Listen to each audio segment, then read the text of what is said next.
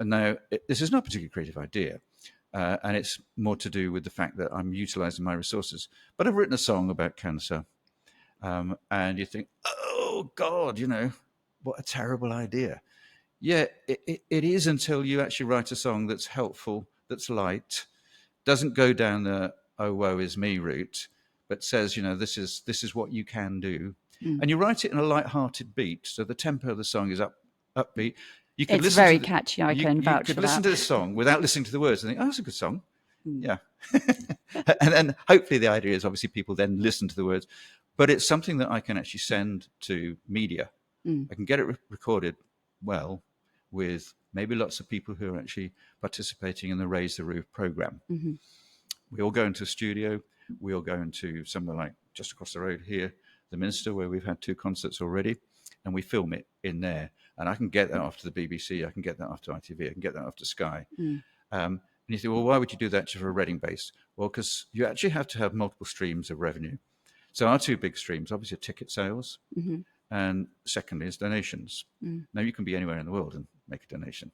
So if I can get a message out by getting my music played, and somebody's in Newcastle listening to it, somebody's in Edinburgh, whatever, there's nothing stopping them going onto the website and the donations page. So we have two donation pages, and we can drive traffic onto that. You don't have to come into Reading to go to one of the gigs.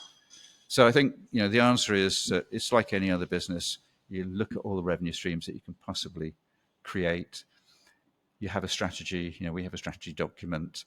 The next big thing that I'm going to is, because I started this sort of fairly quickly, etc. It's just a personal thing, whereas it needs to be put onto not a full charity setting. But what I've learned is actually there are sort of junior charities that have been set up to help people like me without going through the full charity process.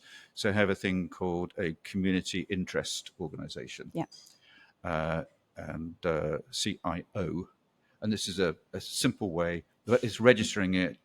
It registers it with the Charity Commission.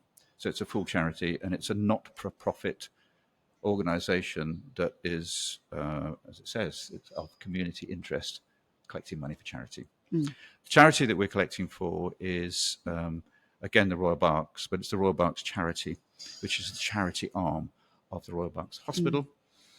I'm working closely with that office, with the guy that runs that, Martin, who is also a singer, who I've had on the bill. And my next big challenge actually is to get all the nurses down. I'm just designing the posters at the moment for the next gig, and you'll see on there. Oh, that would be great if they were singing the song. Nurses free. Wow. Well, we can get them in there. So nurses are in free. And how many nurses got to get down from the hospital? There's hundreds and hundreds of them. I can't wait to see.